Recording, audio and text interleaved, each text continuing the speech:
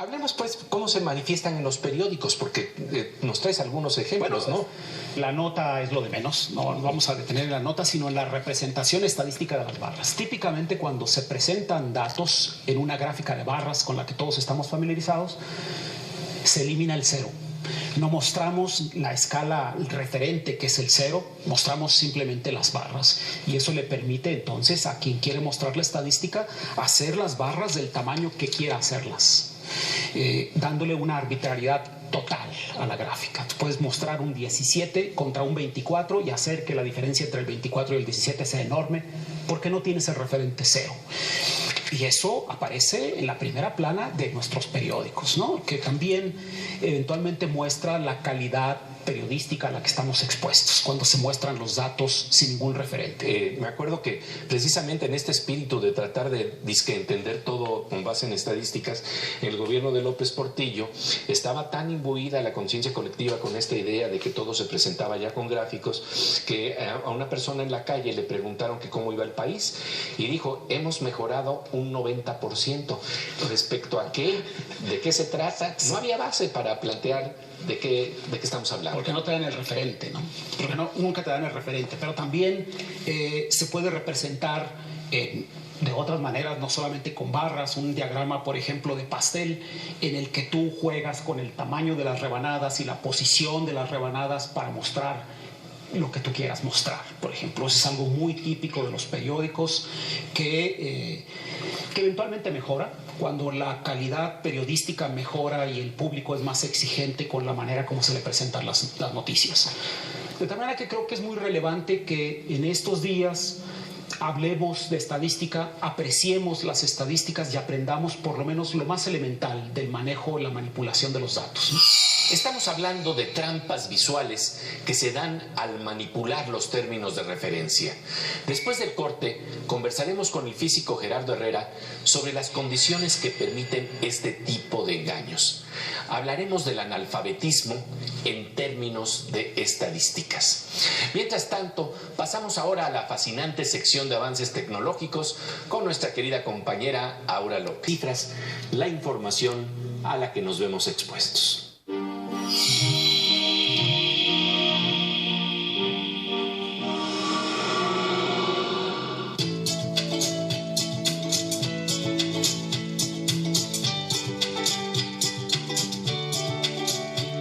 Estadísticos que forman parte del arsenal contemporáneo de las noticias falsas, las fake news que distorsionan nuestra realidad.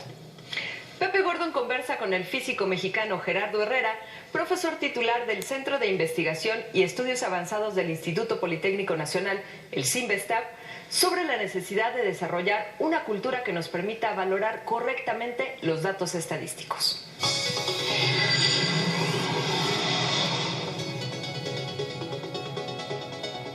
Es muy relevante que en estos días hablemos de estadística, apreciemos las estadísticas y aprendamos por lo menos lo más elemental del manejo y la manipulación de los datos. ¿Y cuál es el mínimo conocimiento que deberíamos de tener? Sí, esto fue siempre la preocupación de mucha gente. Hay pensadores que consideran que hay un nuevo analfabetismo, ¿no? Si bien es cierto que el analfabetismo está casi erradicado, el analfabetismo que tiene que ver con la capacidad de leer y escribir, sí tenemos nuevos problemas y son en cierta manera también analfabetismo en tanto que tienen que ver con la comprensión lectora. Si tú puedes leer un periódico, pero tu comprensión lectora no necesariamente es buena. Tú puedes leer una gráfica, tú puedes ver estadísticas, puedes ver porcentajes como los presentan en las noticias, en las redes sociales, y no entender realmente de qué estamos hablando.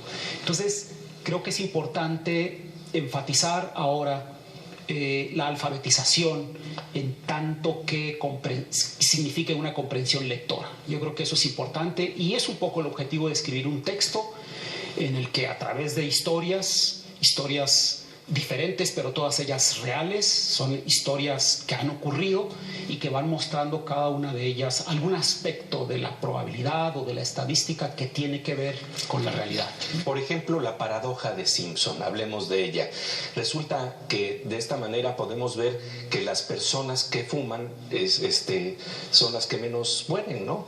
Bueno, como decía alguien, ¿no? Si el 20% de las personas mueren por fumar, entonces el 80% restante muere por no hacerlo. Entonces es mejor fumar. Hay varias historias de la paradoja de Simpson. Hay una de ellas, y es una de las historias que mostramos ahí, que se va muy bien con la manera como los estadounidenses, por ejemplo, han interpretado la criminalidad entre los grupos de inmigrantes. Es un clásico ejemplo de una paradoja de Simpson. Y que tiene que ver con el discurso de Trump. Que es efectivamente que nos plantea como violadores a los mexicanos, ¿no? En el que tradicionalmente tú analizas la población de una ciudad entre los de origen europeo y los de origen inmigrante latinoamericano, por ejemplo, y analizas la criminalidad entre esas dos poblaciones y obtienes números que te dejan ver con claridad cómo los sectores latinos o de inmigrantes del continente latinoamericano tienen mayores índices de criminalidad. Y sin embargo, ese problema y ese estudio estadístico está inmerso en una paradoja que conocemos como la paradoja de Simpson, en la que siempre hay una variable oculta que cuando tú no la muestras, entonces la distribución te está dando números absolutos que no te reflejan la realidad. Por ejemplo, hablemos de exactamente qué es lo que pasa. ¿Cuál es la variable oculta en el caso de los mexicanos, por ejemplo, y la violencia en Estados Unidos? Cuando tú tienes una población en una determinada ciudad norteamericana, tú tienes la población europea, que típicamente es mayoritaria, y tienes una población de inmigrantes que típicamente viven en un sector de la ciudad desfavorecido por servicios públicos, con menos iluminación, etcétera, con menos ingresos, porque un inmigrante típicamente tiene que buscar donde las rentas son mejores, es decir, más económicas, etc.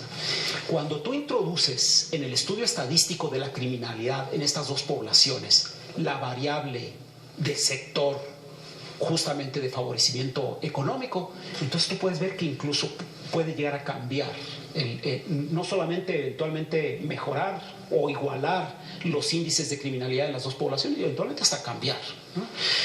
Pero lo que normalmente hacemos en los estudios estadísticos es ignorar la situación geográfica, por ejemplo, como una variable oculta de los estudios de criminalidad en diferentes poblaciones. Ignoramos la situación geográfica y entonces nos aparecen números absolutos. Eso está ilustrado, por ejemplo. Estamos hablando del problema de las variables ocultas que, como su nombre lo indica, no nos permiten evaluar un problema en su plena dimensión. Y luego se dice que, según las estadísticas, todos los mexicanos son violadores y violentos. Eso es lo que plantea Trump. Estamos hablando de la información falsa, las fake news con las que se envenena a una sociedad. De ahí la necesidad de desarrollar una cultura que sepa leer los datos estadísticos y que sepa interpretar las posibles variables faltantes. Después de un corte seguiremos comprobado por las estadísticas. ¿Eso significa que existe una relación causa-efecto? Por supuesto que no.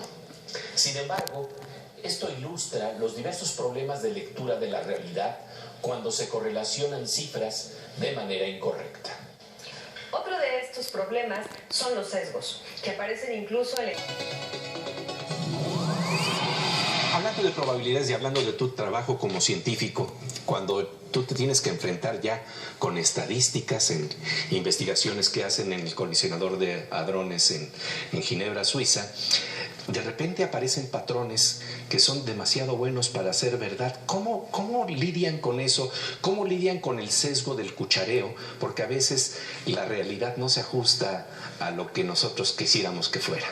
En la física de partículas elementales tenemos toda una tradición en el manejo de los datos. Es así como, de hecho, yo he llegado un poco a estas historias, porque estamos siempre expuestos en el laboratorio a este tipo de temas. Y con el buen humor que caracteriza a los físicos de partículas, nosotros tenemos un libro que es muy grueso, que tú conoces, que es la tabla de partículas elementales, que es como nuestro manual, es el que resume todo lo que conocemos del mundo microscópico.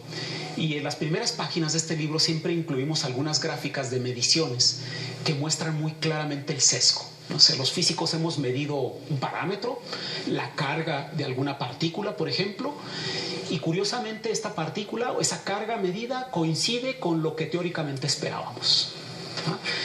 A medida que pasa el tiempo se sigue midiendo, otros grupos experimentales lo hacen y podemos ver cómo va cambiando poco a poco y cómo empieza a oscilar hasta que llega a su valor verdadero, aquel que después con una gran precisión hemos conseguido medir. Es una muestra clarísima del sesgo que tenemos los físicos también al momento de analizar nuestros datos. Sesgo al que han estado expuestos los más grandes físicos. Albert Einstein estuvo expuesto a eso.